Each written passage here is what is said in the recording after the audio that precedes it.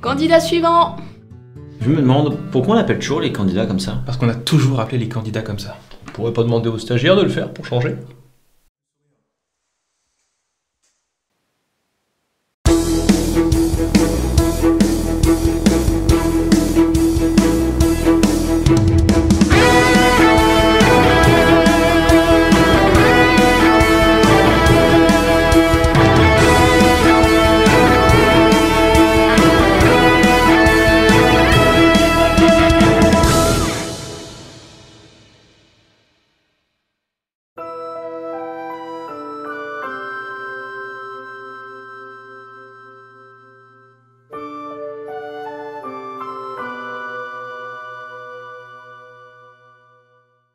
Alors ça, c'est impressionnant.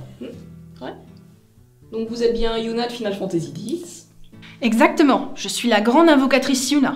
C'est bien, on vous sent déjà dans le personnage. Et puis, en plus, je préfère ce costume par rapport à l'autre. Quel autre costume? Oui, parce qu'en fait, tu vois, dans le jeu d'après, elle a un décolleté plongeant, genre, mais jusqu'au nombril, avec un mini-short. Je trouve ça vraiment dommage de la part des développeurs d'avoir rendu le personnage moins classe. Ah oui, c'est vrai. C'est tellement dommage. Et donc du coup, vous apparaissez dans plusieurs jeux. Tout à fait. Yuna apparaît dans Final Fantasy X et ensuite dans Final Fantasy X-2. Hein 10-2 pourquoi pas 11? Ah non, le 11 est totalement différent. Et moins bien aussi. Moi, ce qui me choque le plus, c'est que ce soit le 10 en fait. Bah oui, mais mettez-vous à la place des gens qui vont le voir au cinéma. Ils vont se pointer, ils vont voir Final Fantasy X. Ils vont se dire, bah ils sont où les 9 autres? Les histoires des jeux sont totalement différentes et ne sont pas du tout liées entre elles. Oui, ça n'a rien à voir. Tu peux jouer au 10 sans avoir joué au 9. C'est vraiment totalement indépendant comme histoire. Je trouve ça complètement con. Je suis désolé, déjà Final Fantasy Final devrait y en avoir qu'un. Ensuite, les suites ne se suivent même pas. Et après, t'as 10-2. Se croire au ping-pong, non, ça me plaît pas du tout. Ouais, tu me diras, bon, s'il y a déjà le 10 et le 10-2, moi, on a une garantie d'avoir une suite, hein, si tu vois ce que je veux dire. Oui, Patrick, on voit très bien ce que tu veux dire. Je tiens à préciser que l'histoire du deuxième jeu est totalement différente du premier. Et je pense qu'il faudrait se focaliser sur l'histoire du premier. Et puis moi, je pense que c'est plutôt à nous de décider sur quel jeu on va se concentrer. Oui, bon, si vous voulez mon avis, on pourrait se concentrer plutôt sur l'épisode avec le mini-short. Non. Candidat suivant.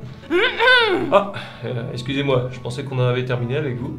Laissez-moi une dernière chance pour parler de mon personnage. Oui, c'est vrai, ce serait dommage de pas le faire.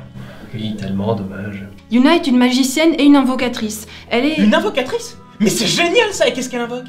Elle invoque des chimères. Ce sont des monstres qui la protègent dans sa quête. J'entends déjà l'autre qui va dire « ça coûte trop cher ». Bref, les chimères sont vraiment classe. Tout comme Yuna. Les chimères, je suis pas convaincu, c'est peut-être trop abstrait pour les gens. Ouais, tu sais, ils ont eu la suite d'Independence Day cet été. Mais par rapport aux chimères, à la base, c'est pas mi-chèvre, mi-lion? Ah non, dans le jeu, elles ont toutes les formes possibles et imaginables. Il y a par exemple Bahamut le dragon, Ifrit le chien de feu... Non mais c'est n'importe quoi, on dirait des Pokémon. Et Shiva, la déesse nue de la glace. Elle est vraiment nue? Disons qu'elle a pas grand chose sur elle. Et on a une cosplayeuse de Shiva? Non, j'ai rien sur la liste. Et sinon, vous faites Shiva? Non. Et vous faites le mini-short? Eh, ça va. Pas la peine de passer pour un plus gros pervers que ça à la télé, là. On s'arrête. J'avoue que la production va pas spécialement apprécier. Non, mais les candidats n'aiment pas ça. La production, c'est moi pour commencer, d'accord? Et puis de toute façon, je ne fais que garantir le succès éventuel du film, ok? Non mais c'est pas parce que je dis quelques petits trucs provoquants à la télé, d'accord, que...